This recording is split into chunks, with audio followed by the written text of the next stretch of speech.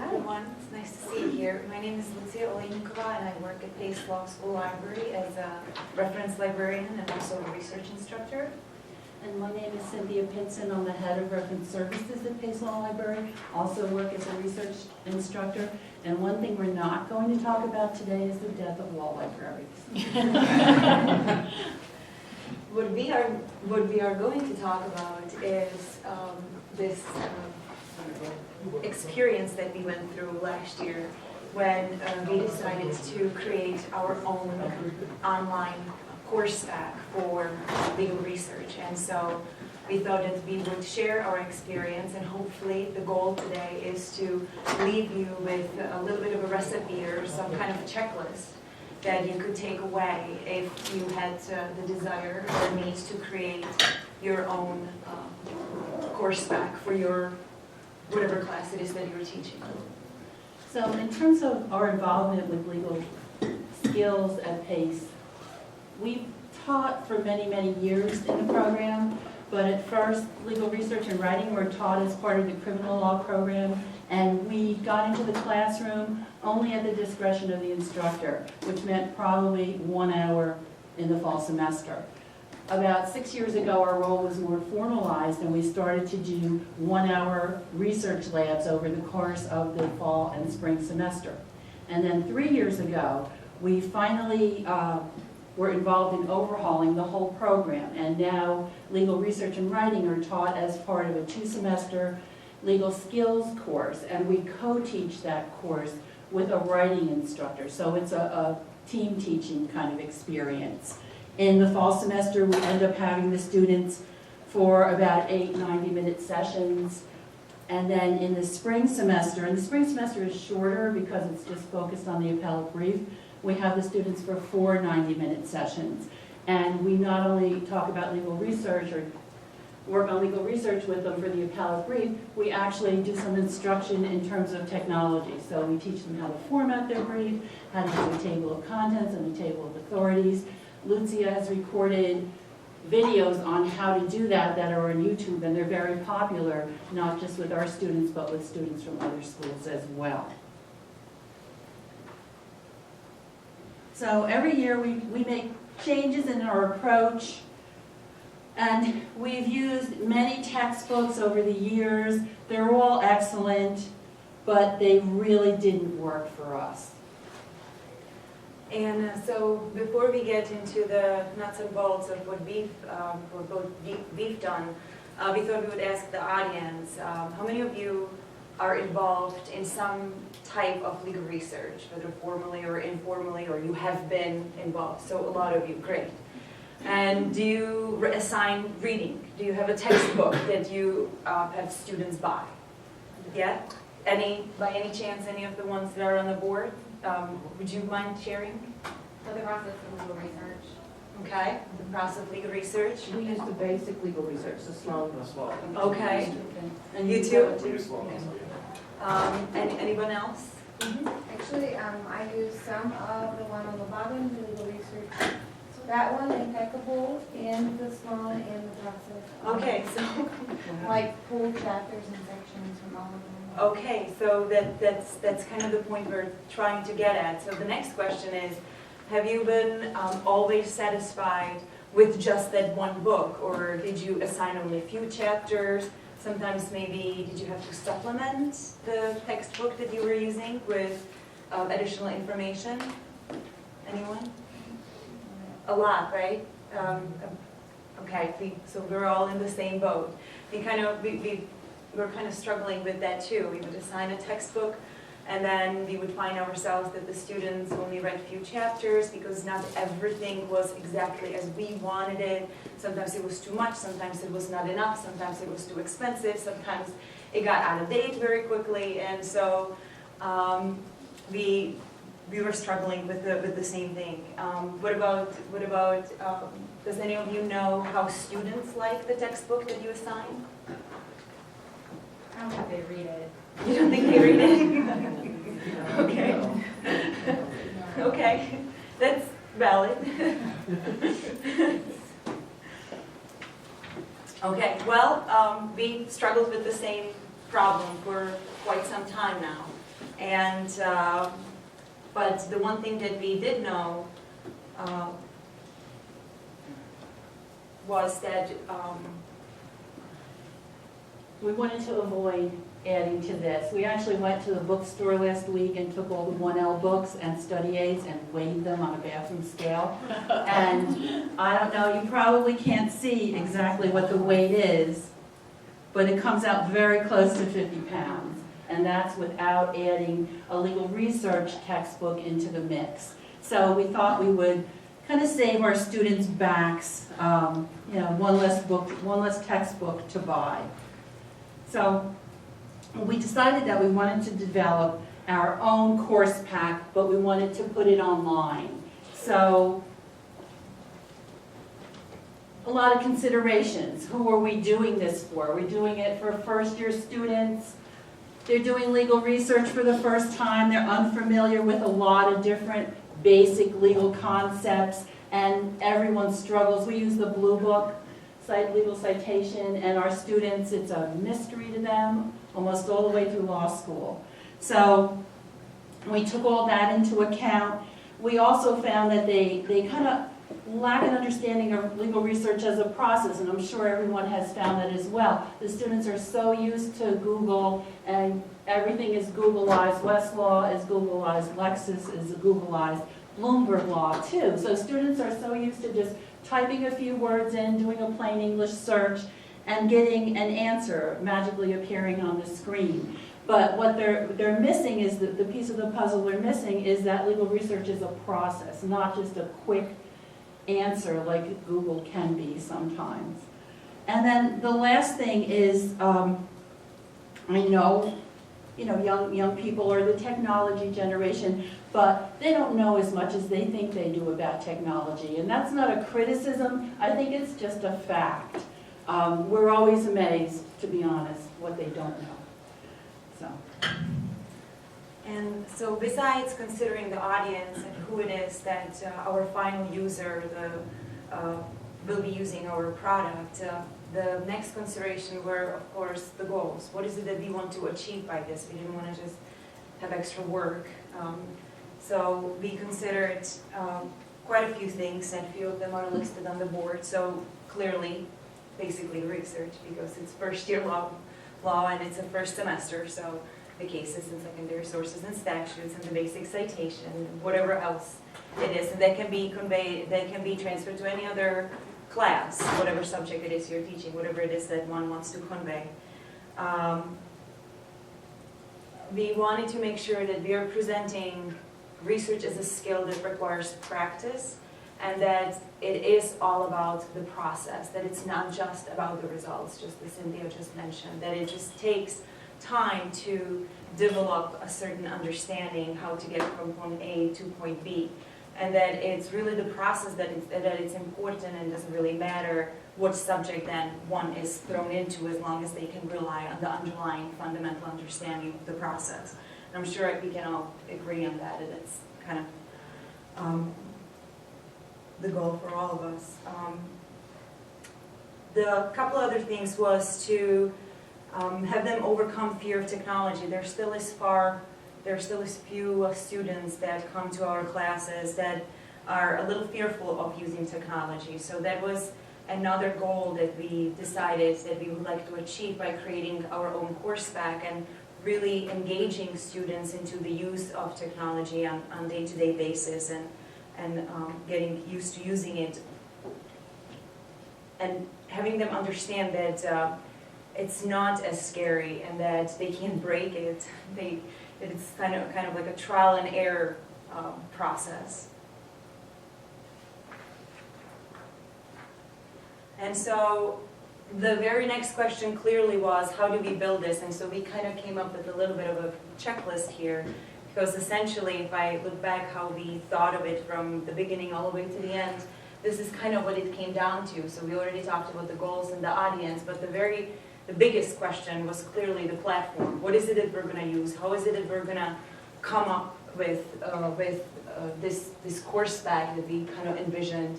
And how are we going to display the content, etc. So we knew we couldn't do it in-house. We just don't have the hardware or the software.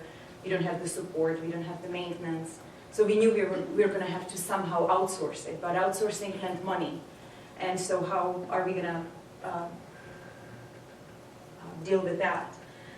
We did know that we want the platform to be easy to use, not only for the students, but also for us who are designing it. So the learning curve isn't as steep, or possibly none. We also wanted the platform to be accessible all the time. So on the internet, so we knew we were going to go online. And also from any device, whether it's a PC or a Mac or a tablet or a phone, which kind of speaks to what the keynote speaker said yesterday, that it really wasn't about the container. It was really much more about the content and delivering it in all possible ways, so the students can access it in their preferred way.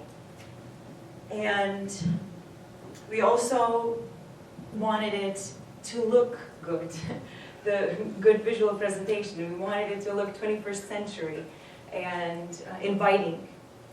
So those were all important considerations. And I guess the last thing would be, we didn't want to reinvent the wheel, which goes kind of to the content. We all have been teaching legal research one way or another. There's a lot of stuff online, on YouTube, on educational institutions, organizations. We have developed so many materials over the years that were sitting on our network drives. And so we really didn't want to reinvent the wheel, but kind of take advantage of what already is out there and just use it in a very different way and tailor it to our students and for our purposes. And then one thing that kind of proved to be more of a hurdle than I thought it would be was to get consensus among the research instructors. There are 6 reference librarians, actually 5 reference librarians, and the associate director of the law library, who actually serve as research instructors in the first year legal skills program. And everybody as you know, everyone has their own way of teaching legal research. We all started to contribute to this course pack, and then I started editing things because I tend to like things a little bit shorter. I think the students respond a little bit more to that, and some people got offended, even though I didn't mean to offend. So, but now, you know, our goal and what I reminded everybody of is we need to think of the student. That's the consumer of this course pack is the student, and ultimately that's what we need to work towards, is something that the student will use. And although it's lovely to read, you know, paragraphs about legislative history, the students are not going to read it. So we need to edit that down to a couple sentences. So it was, you know, interesting, but everybody is now on board. I think because we feel like we've been successful with this, everyone's pretty much on board, and we really do have buy-in from all the research instructors. Some of us contribute to it more than others, but that's okay, as far as I'm concerned. So. And then the last thing we needed to figure out how to do is to measure the return on investment. We're putting all this time and energy into creating this course pack. Is it something that the students are going to use? Is it something that's going to be effective in teaching them legal research? So in terms, it's always easier to measure the use than the effectiveness, I think. But in terms of measuring the use, what we did was to develop some self-testing centers within the course pack. So after the students did the readings, after the students looked at the videos, then they could go through a little series of questions and answer them to kind of test themselves. In terms of assignments, we incorporated the assignments right into the course pack. So there would be some reading, looking at some videos, doing some Cali lessons, all of those things that the students would have to do. We also run Google Analytics on it, so we can tell exactly when the students are looking at it and what they're looking at as well.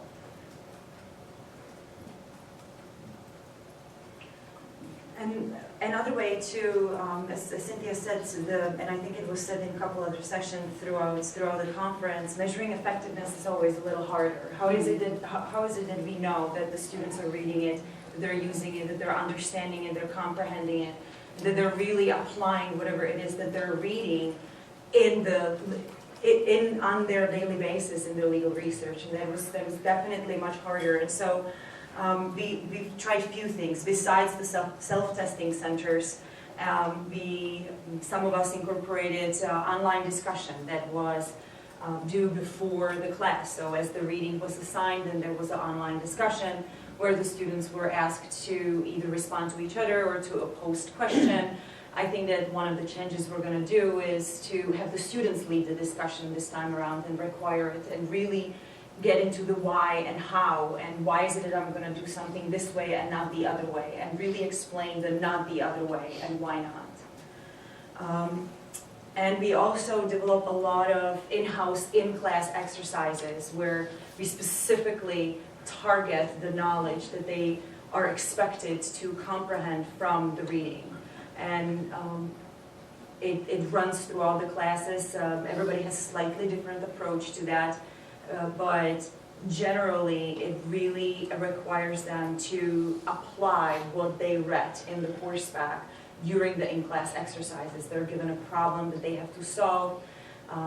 They're asked to work in groups, so they have to collaborate. They are asked to use not only online, but also print and also free resources, because they kind of have to be a little resourceful and start learning that skill right away. And it's been easier to track what was successful and what was not successful that way.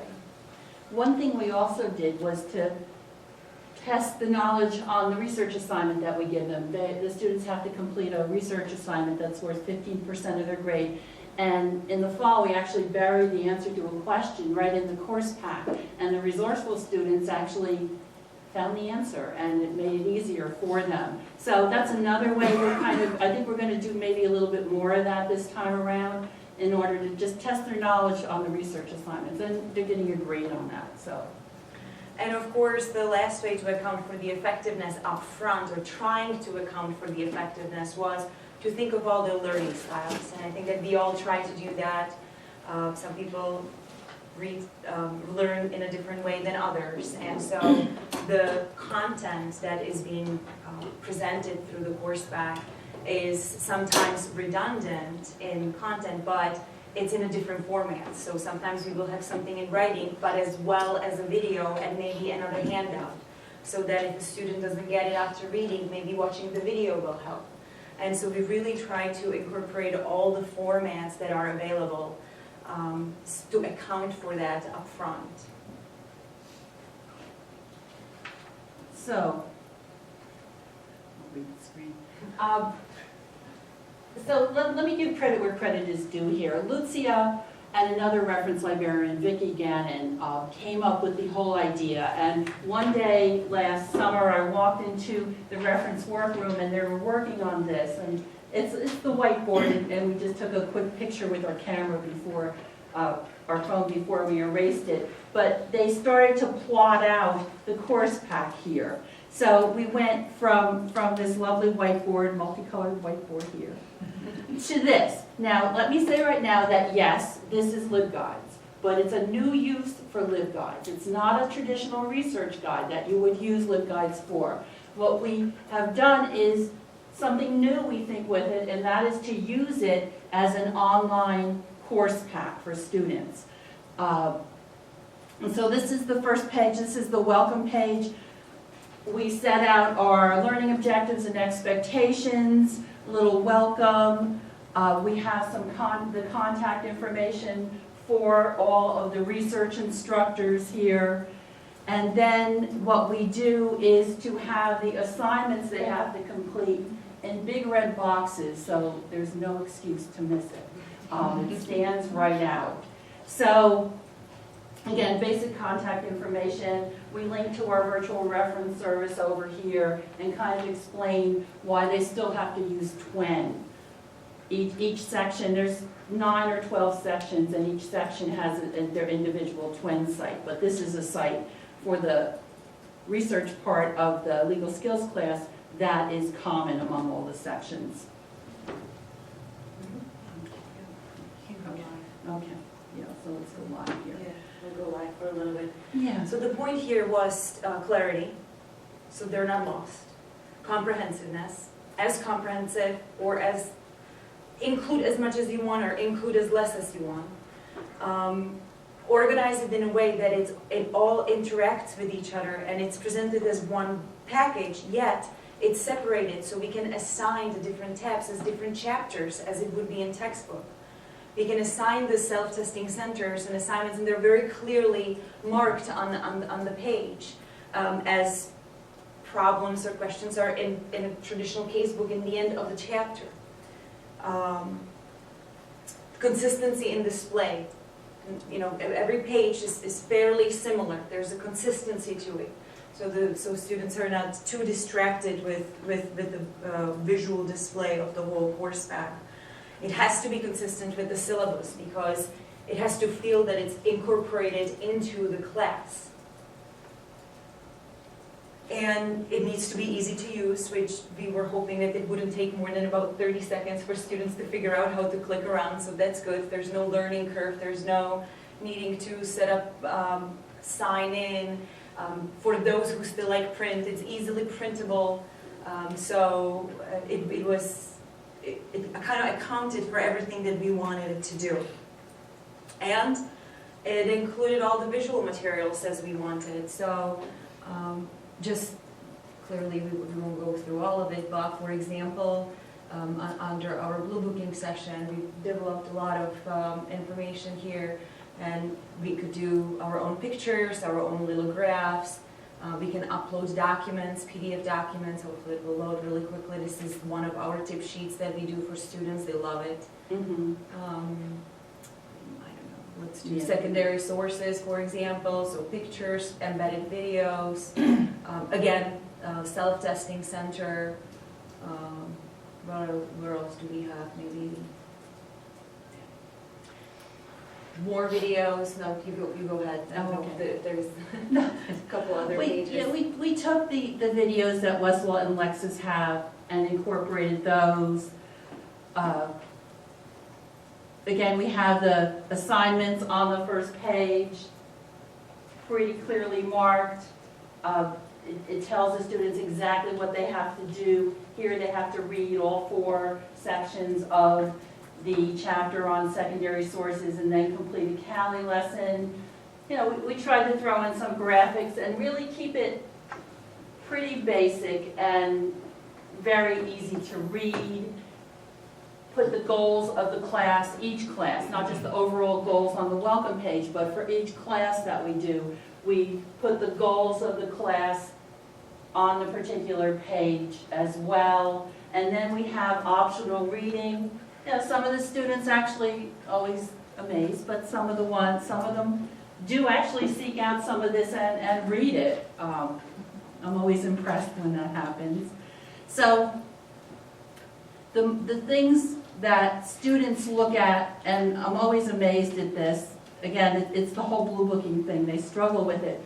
The most popular things that they look at are the blue booking pages and the blue booking handouts that we have. As Lucie showed you, the single page tip sheets that we've developed. And I see students walking around with ragged copies of those in their 3rd year still. So we know that they're popular, so it's really helpful. The other thing about this course pack is that it's private. In other words, we just designed it for the students. It's not a public research guide. It's a private online course pack that's specifically designed for our first-year students. Why did we keep it private? It makes it a little bit special for them. You know, we tell them that we designed this for them. We're interested in how they use it and what they have to say about it as well. The other thing that's really important for us is that it lets us track the usage really effectively. And if it was public, we wouldn't be able to do that as well. Thanks. Whoops.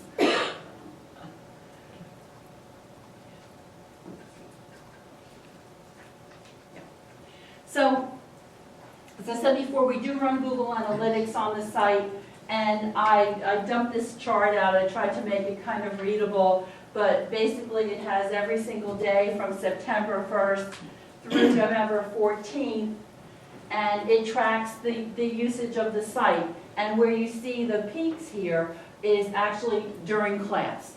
So the students, as we wanted them to do, were using it during class, because what this is allowing us to do is to spend more class time on in-class exercises, more time on online demonstrations as well. So the fact that the students are using it, you know, they actually went and did some of the homework, always impressed with that. So we could see in the run-up to the first class that students were actually using it, and then they used it during class. So in the early part of the semester, this goes maybe the first month or so, it's really kind of front-loaded with all the basics, you know, secondary sources, cases, statutes, and legal research. And then as we move through the semester, the classes get more focused on things like their open memo. So the use maybe fell off a little bit. And then in the spring, we really didn't incorporate it into the class at all. Probably should have, and we will as we go forward. So, okay. So when we incorporate it into the spring, as I mentioned before, in the second semester of skills, the students are very focused on their appellate brief. So what are we doing with them then? We're helping them with research strategies for the appellate brief. So we're going to add additional tabs on that. We're also going to add tabs that incorporate the videos we have on formatting the table of contents and table of authorities. We also spend time preparing the students for the first year moot court competition. So we spend a lot of time mooting them, a lot of time helping them with their oral argument skills. So we team with the writing instructor on that. And we actually do a lot of sessions outside of the normal class time as the students move through the competition. And that actually has turned out to be a lot of fun. I'm always impressed at how they develop their oral skills. It's really something else.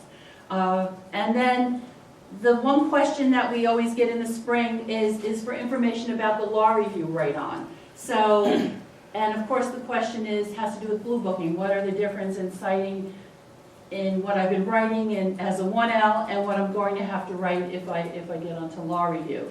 So we've actually developed another single-page handout on the differences with examples as well. So we're going to incorporate all that material into our online course pack next year. The other thing we're going to do is to incorporate Bloomberg Law in the fall semester.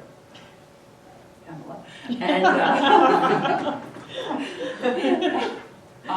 we did it with the students in the spring this time, but now we know we need to do it in the fall. So we're kind of working through that right now and figuring out how to incorporate that in the fall semester. And of course, there's always room for improvement. So we received the students' evaluations from the fall as well as from the spring, and some students have really given us some really good ideas on how to improve this and how much they liked it and what they like better than something else. And we're also going to do a specific survey just for that course pack. We didn't do that last year because we thought that maybe the evaluations will be enough. But maybe a very quick 5 to 10 question survey at the end of the semester, specifically asking questions of the students to answer on how they liked working with this online course pack, whether or not, what they liked the most, what they liked the least, what they didn't understand, what was too simple, and et cetera, et cetera. So we'll probably do that. And the other thing that we're going to do much more, I know some of us tested it in the fall and it worked, but I think that we're all going to do that now, is to really incorporate that course pack in as part of our in-class lectures instead of PowerPoints and instead of all of these other, because if there's something new and we need to update it, we will just update it once on the guide, and 6 instructors don't have to update 6 different PowerPoints. So it's just more effective that way. It's more unified, and it's more live. The students can follow right away with you. They have access to it right away. And so we're definitely going to incorporate it much more even in class. And as I mentioned before, there's always room to improve in class exercises, so I'm sure that there will be a few changes to those depending on who's teaching what. And so we'll definitely incorporate it somewhere. Okay, so in terms of some secondary benefits, without being aware of what we were doing, we actually incorporated the flipped classroom approach that's been talked about. I've gone to a few sessions on it myself here. And as I'm sitting listening to the presenters, I'm thinking, gee, that's exactly what we're doing. We're making the students do as much work as possible outside the classroom, not just reading, but looking at videos and working through some exercises so that when we're in class, we can devote as much time as possible to in-class exercises. So everyone does it a little bit differently. Most of us have the students do small group work. We do not just do Westlaw and Lexis and free online resources, but we actually put books in their hands too on occasion. So we work books into the in-class exercises. And it's really given us a lot more time to do that. And everyone learns by doing. So actually having them do this while we're there, we might talk for 10 minutes at the beginning of class, explain what we're going to do this time, and have them start working on the problems, and then walk around the classroom and help them if they need help, settle some arguments among groups and things like that. People who like to keep all the books for themselves, if they're using books. So, but it's effective. And the other thing that some of us do, not everyone, is actually make the students get up in front of the class. And if if you research the problem in Westlaw, get up in front of class and show everyone exactly how you did it. And I always learn something about how they research when they do that, because I think I've researched a problem every conceivable way, and they'll show me something new. So we kind of learn from each other that way. And that's always interesting, because a student will do it one way and someone will say, oh no, I did it this way, and want to come up in front of the class and show us how to do it. And sometimes we give out candy too, so that helps to motivate them too. So that's been kind of really a great benefit of this. Another benefit that we didn't realize we actually created was that we inadvertently created a reference tool. So many students keep their casebooks or their textbooks as a reference tool for years to come, and they use the index and the table of contents of the book as a reference tool. Well, we knew that we weren't going to have table of contents or index because this was an online course pack, but the search feature that allows to search just that one course pack, not across the whole website that we have on SpringShare, essentially works as that reference tool. And so the students can really use it in their second and third year or beyond law school if they need to or want to, or as a review in upper level research classes. It really, it was kind of an inadvertent plus of this whole process, so we were really happy about that. And it was much easier to use than, that was one of the worries, is it going to be easy enough? But it was much easier to use for not only us, the creators, but also for the students. And they were constantly referring to it during class, which is fine, that's what we wanted them to do. It was really easy to keep up to date. Whatever change just happened, it was easy to just switch the URL or embed the new video or change the one sentence here or there. When students are stuck with the textbook that they bought in September, then there's that awkward moment of, oh, we assigned this chapter, but just so you know, it's already out of date because we didn't know that this was going to happen. I think that it happened a couple of years ago with Westlaw, and they rolled out Westlaw Next, and the book that we assigned had all screenshots of Westlaw Classic, and all of a sudden it was all out of date and not much to do about it. So with this respect, in this respect, it was really easy easier than we thought to really keep it up to date. And now we've kind of thought about this and tried to use it as a model to create other online legal research texts or course packs. We have a program that offers, an online program that offers a certificate in international sales law and commercial arbitration. And the students actually do have a case book, but there was a chapter missing from the case book, and that was how to do research in international sales law and commercial arbitration. So it's an area of interest for Lucie. So she put together this private course pack that the instructor in this particular certificate program is going to use. So we'll see how that goes. It's all very new. It just came up last week. Yes. To put it together.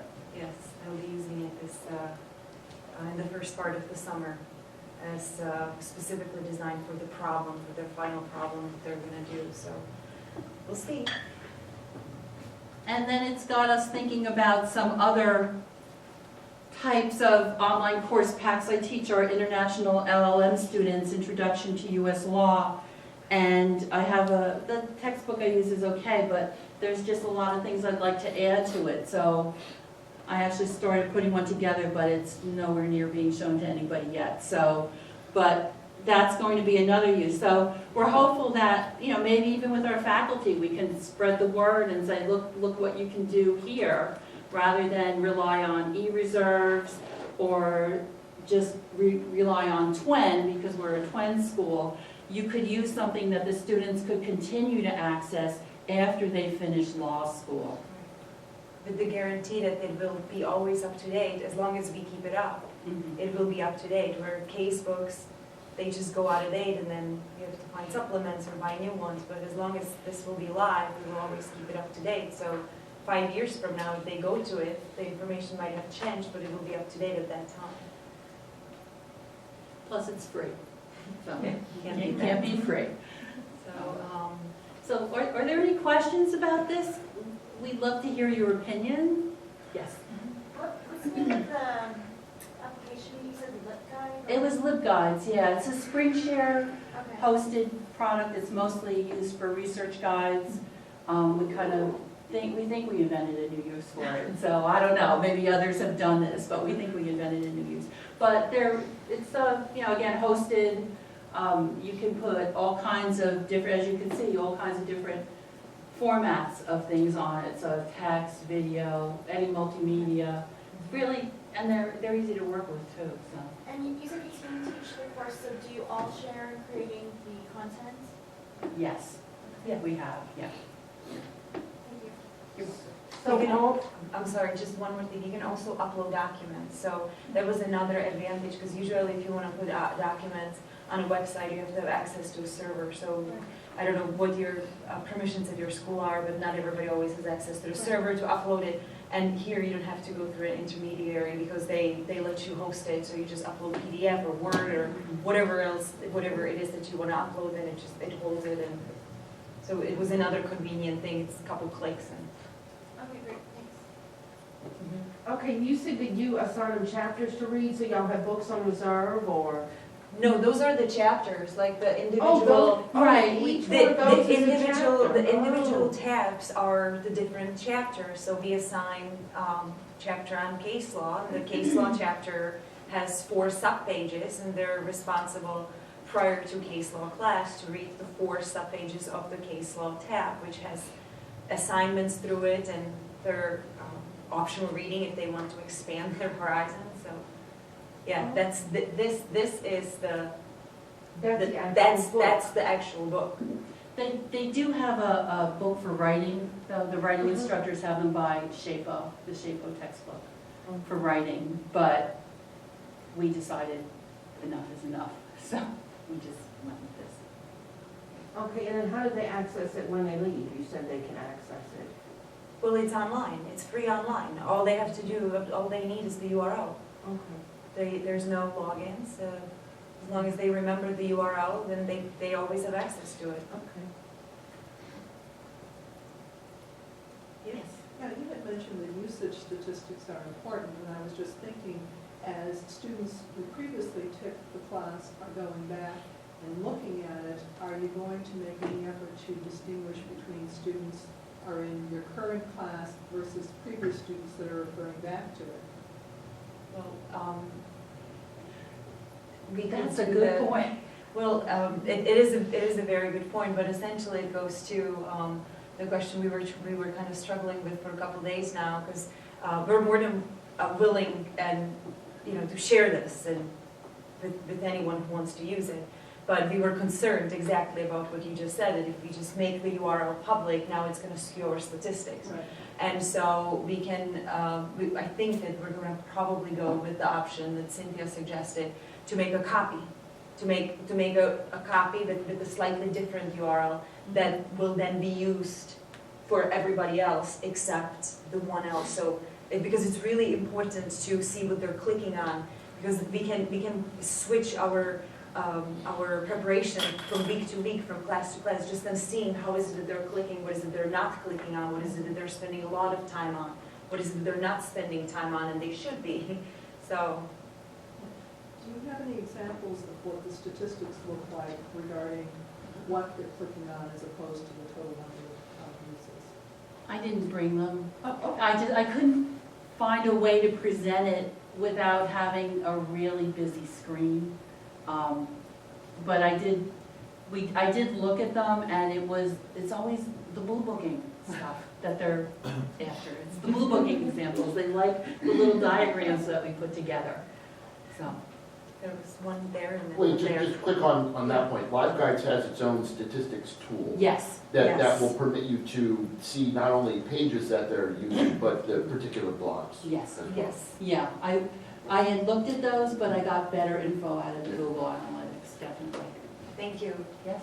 So when you said it was private, you meant that it's private as long as you don't have the URL. URL. And we know, that we've probably given everyone the URL So it's possible we'll change it, just for the version that we use with the students this fall. But as Lucie has said, we would be happy to share it with others. I think we'll make a copy of it, just so we don't skew our statistics too much.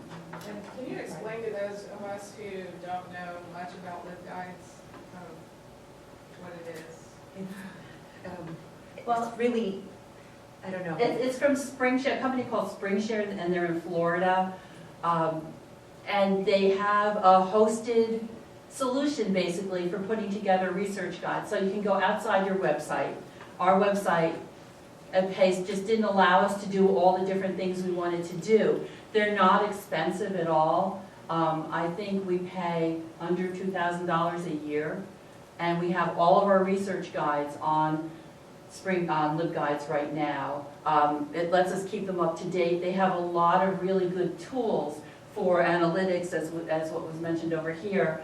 Link checking, just all kinds of little bells and whistles that really let you, and it's so easy to update. If you see if you're working with a research guide and you see a link that, oh, I need to add this to my, free and low cost internet resources guide, you can do it in, 10 seconds.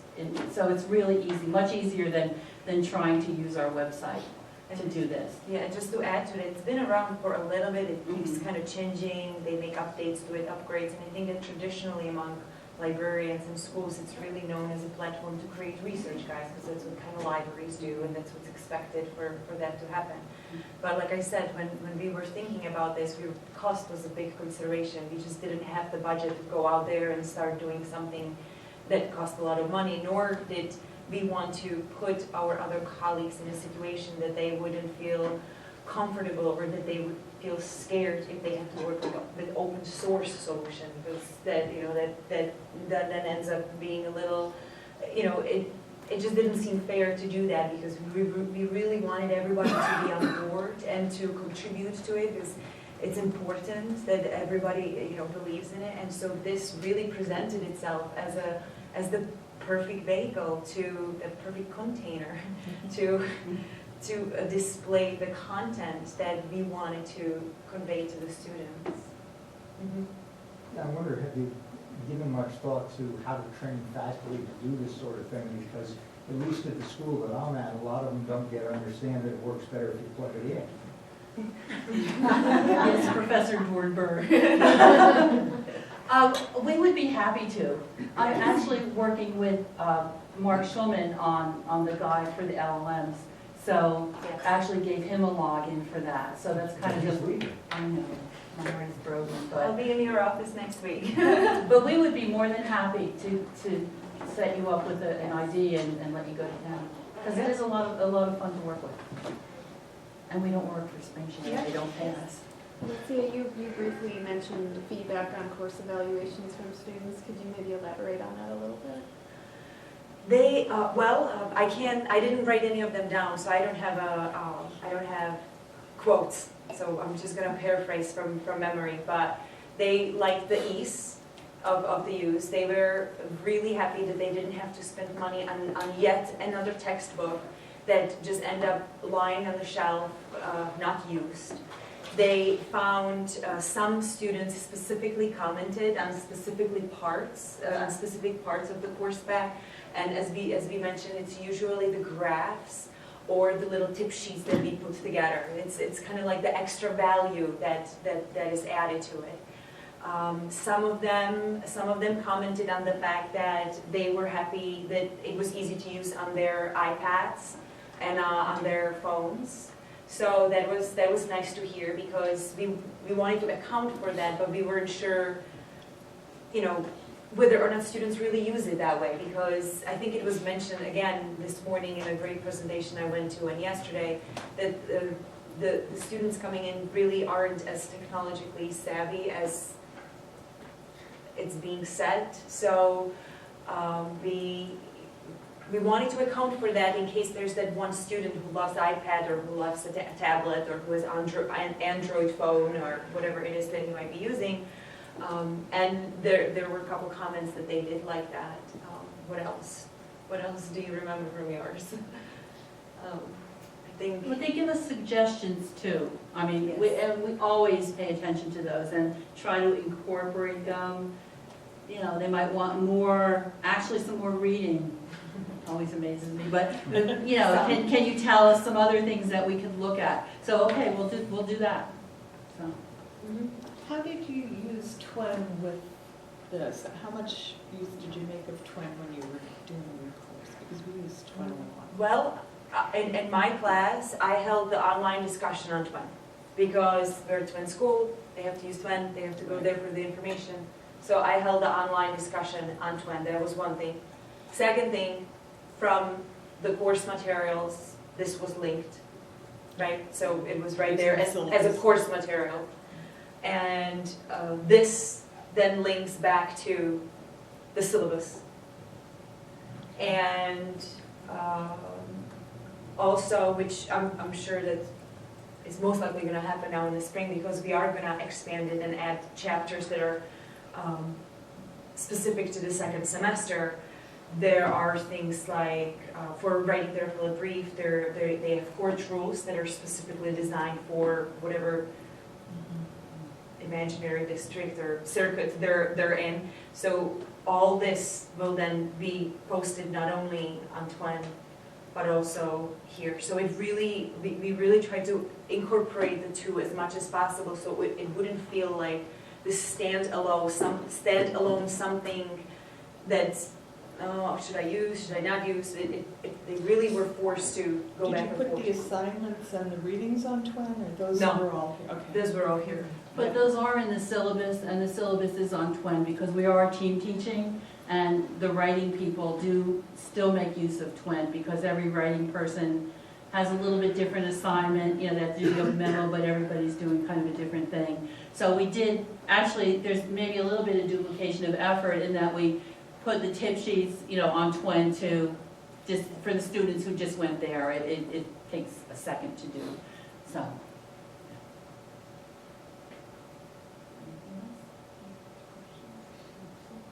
Okay, well, Thank you for coming. thank you very much. Yeah, and we hope you got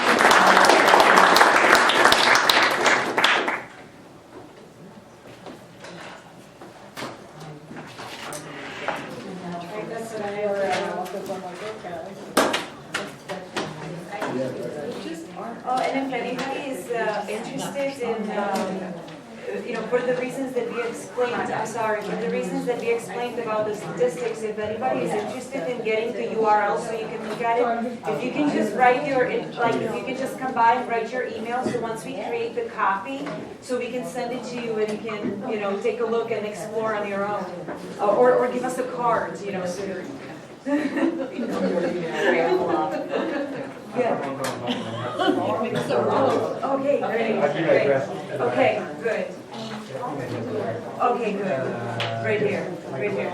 Oh, great, thank you. Nice to meet you, Michael. Yeah. Great, yes, yeah.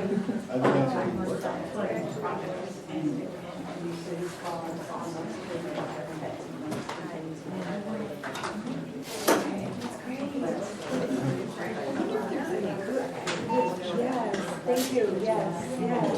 Definitely, if you have any questions or, you know,